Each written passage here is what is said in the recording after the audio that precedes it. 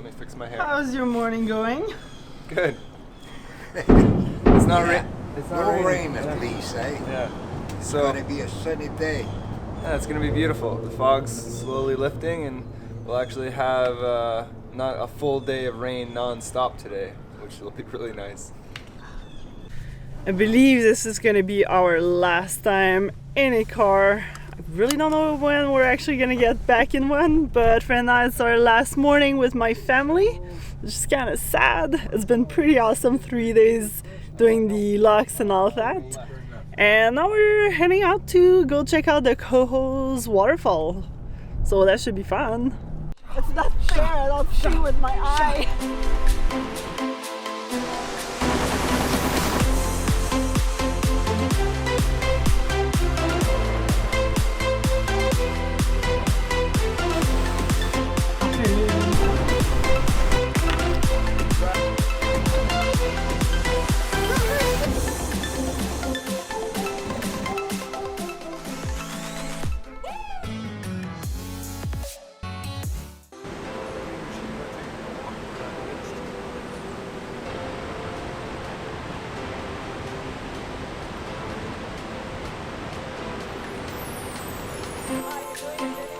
One sec.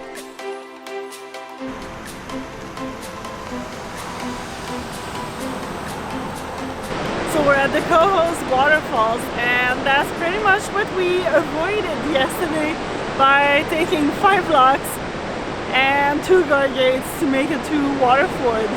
And I really wouldn't want to go over this with the sailboat anyways. So today we just drove over, and it's, they're just gorgeous.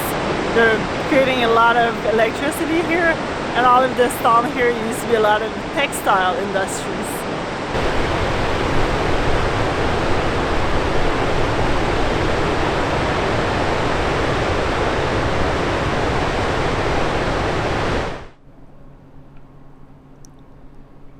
Well, we made it to Waterford, which is the end of the Erie Canal. This is kind of crazy. We actually made it across all 35 locks of the Erie Canal plus one on the Black Rock Canal. And now there's still 1 lock left, but it's like the US Troy Champlain Canal kind of lock, and that one isn't too far away from here. So yesterday we made it here and decided to just dock at the dock here, and what is it called? Can't remember. It's right on the port side, right after the lock, and it's only $10 for the 30 amps and showers, and they say Wi-Fi, but it doesn't really work. But it's $10 for 2 nights, which is pretty crazy, and you can give some donations as well. And it was so nice having power yesterday because we were soaked. So wet. It rained all day long non-stop, so it was really nice to just be able to turn on the heater and even go in town, enjoy some pretty cheap and good food. So that was really good. Today is super sunny, gorgeous. My parents are gone back to Quebec, so pretty much decided to clean up the boat. It was so dirty, muddy and yucky from all the rain and mud and whatnot. So a bit of cleaning today. Cleaning, organizing, probably gonna go into town and do a little bit of laundry as well.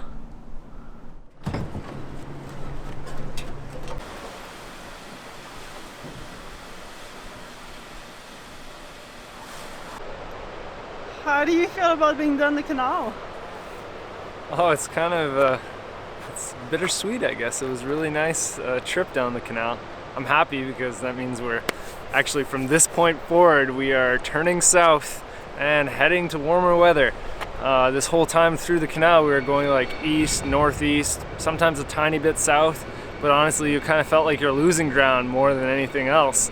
But now at this point, from the Hudson down, we're going south, and it's very exciting.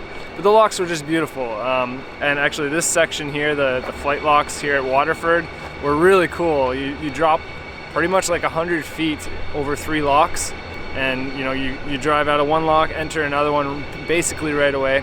Even though when we did it, it was completely pouring rain, and it seemed like the rain was actually following us, in a sense that when we went from one lock to the other, the rain would just kind of come to like a light drizzle, and it would be really quite nice comparing to when we were in the locks. It just downpoured. Literally, at times we were wondering if the locks were even going downward because there was so much rain falling into the locks. But anyway, it was all part of the adventure. And I got to stay quite dry because I was in behind the cockpit while Alex's family, our short-term crew, and Alex was at the bow getting drenched.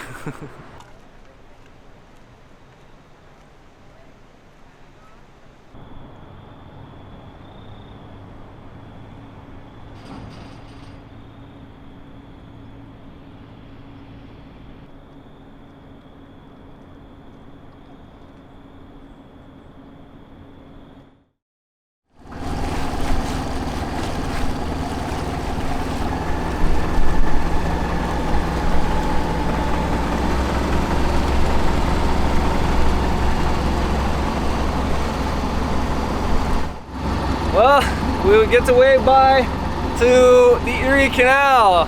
Now it's all Hudson, and we just did our starboard turn south. This feels super good. It's just gonna get warmer from here on out, I hope. It might take a little while before that starts happening.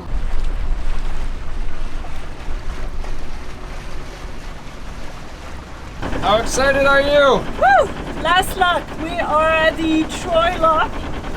And it's a bit awkward because there's only one spot to put a line on. There's no lines like usual, so it's just that pole that goes all the way to the bottom. You wrap it around and you hope that the boat stays straight. Sorry about the shaky camera. I kind of got to use my boat hook up here until I can't reach it anymore. And then I think I'm going to walk to the bow and walk to the stern. Actually, I think the bow is more important right now, so I'm gonna walk over there. Yeah, I got her.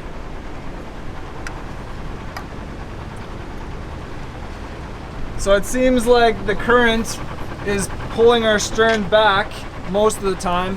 So I think most of the time I'm just gonna have to keep the bow from swinging in and hitting the wall. If the stern touches, it's not a big deal. Like if the dinghy brushes against it a little. No. All right, well, I can't do much to stop that. You're gonna have to do that. There you go, good job. Here, I'll pull us back using the little crack here. The last log gate is now opening. Yee-hoo! Super stoked. Now we're going to Castleton Boat Club and we're going to become a sailboat. Let's get this mast back upright. I'm kind of sick of having a vertically challenged sailboat. I want a sailboat, not a powerboat. Right.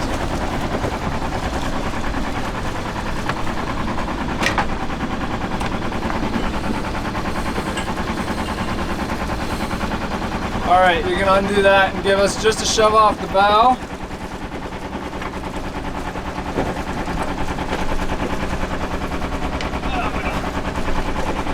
Ready? Yeah.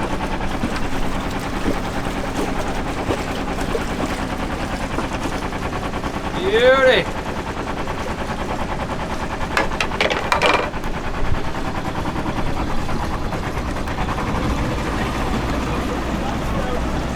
What's that? It was still a decent drop. Yeah.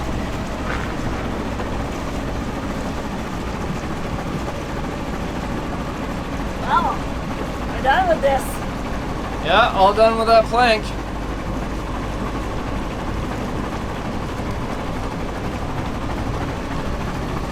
Bye-bye lock systems.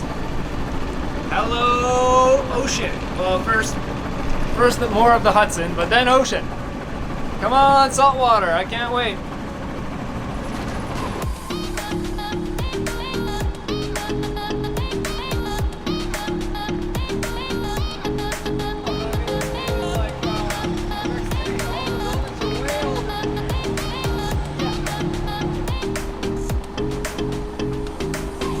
Well, I'm keeping an eye on the boat, driving, and Corey's getting the mast ready because we're going to be in Castleton soonish, and we'll become a powerboat. No, a sailboat again. We're just getting the mast ready, as Alex said, and last year we noticed that the mast was getting a bit of chafing here from the sides of the cotter pins and these, what are they called again? Anyway, these pins that hold our rigging onto the mast. So the plan here is to take these pins out, remove the cotter pins, take the pins out, and flip them around so that the flat side here is facing into the mast instead of out of the mast. Originally we didn't want to do it because we were worried about the sail getting caught on the cotter pins, but really it's right below the spreaders, so there should be no reason that the cotter pins will get jammed. So hopefully this solves our problem.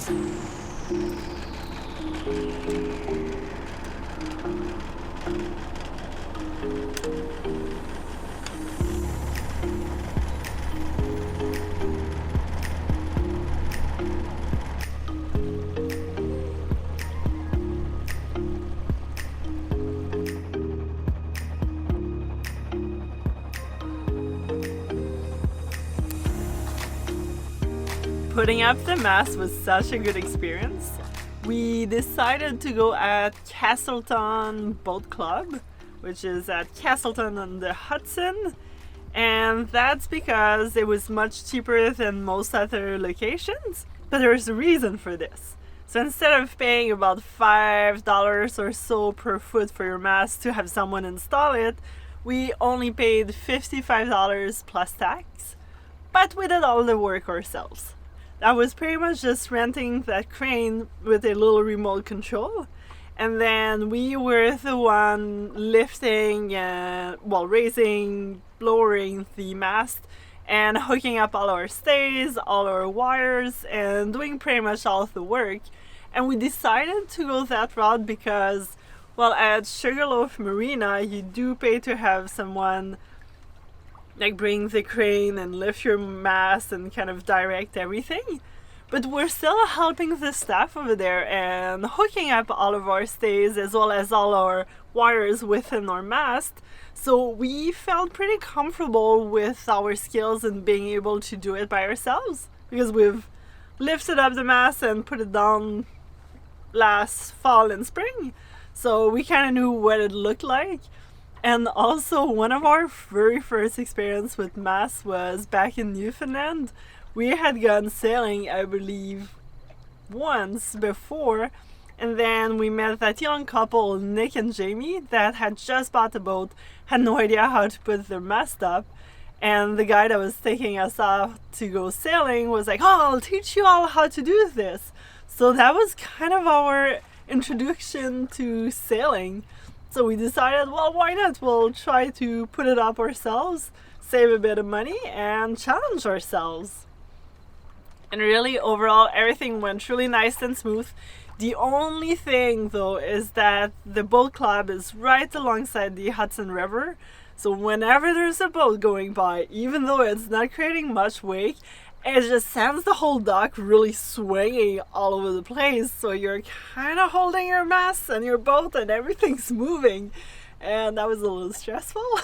But at least we had hooked all the wires before the first boat came by, so that was a bit of a relief. But I was holding on the mast hoping nothing would break. So consider not doing it on the weekend or when there's a lot of traffic. What do you think of the speed of the lift? It was it was so slow, which was kind of good. But you push a little up, put it going up, and then it was just going. So you really had time to control everything, which was really nice. But it was really slow though. But it went so well. Like, I'm super happy that we actually did it ourselves.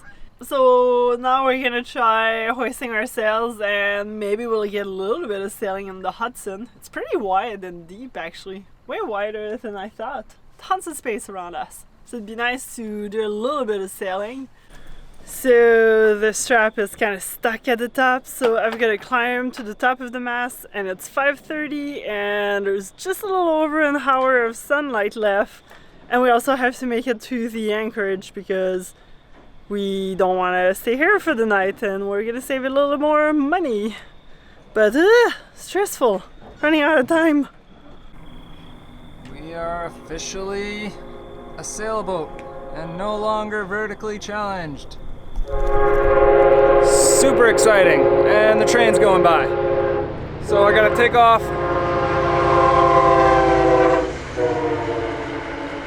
Sweet. So I'm gonna take off the back stand here. We're gonna store it over here by the fence where they leave all the scrap wood for anybody who needs to build their own stand, and quickly pick up because the sun's going down real quick, and go find our anchorage, which is just over up here. Let's do this.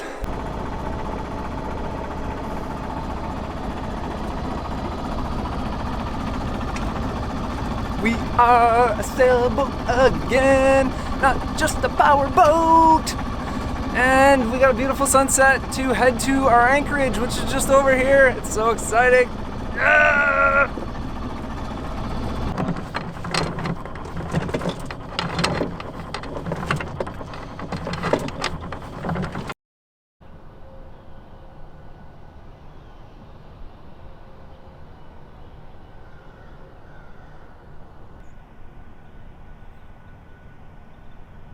Good morning from our first anchorage site. It's kind of weird leaving all the docks and walls behind, but gosh, did it ever feel good just dropping our anchor yesterday night and sleeping. It was so calm. Actually, I'm lying. There was one time in the middle of the night that the boat drove by and the whole boat just went swinging from his wake, and Corey and I just woke up. We're like, what's going on? What's going on? And then looked out and I'm like, oh, boat. And fell back asleep, and the rest of the night was super calm. But this feels really good, and so far I'm loving the Mantis anchor. It didn't move. We spun a full 180 degree on hook and it never bulged. Stayed at the same exact location, and that makes me feel really good, way more safe.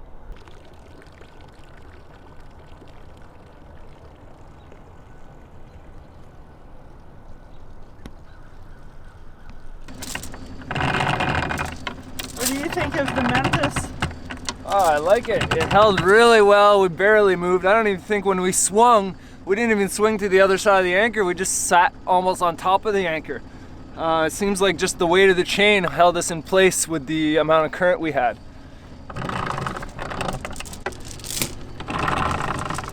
All right, I think we're lifting it now.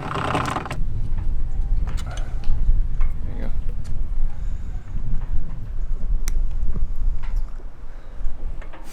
So our friend over there in his sailboat happened to have a breaking strength gauge for our standing rigging.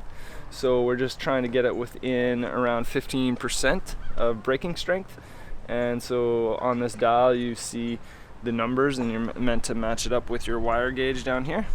So we have it roughly close to 15%. All our stays are super solid. Our rig was so slack last summer, no wonder we weren't sailing as fast as usual. Whoops. We didn't know any better, but Live and learn, live and learn. But our head stay or our roller furler was super slack, and Yeah, which made it hard to furl the sail in and out, really, because you just like pull it towards the boat, so it would sag. as well as what happened to the sail when we were actually sailing. Yeah, it just fly like not very good. Nice sound effect. I like that. But basically, it was like a bag of potatoes up there. It didn't really fill and look very good or sail very well, did it?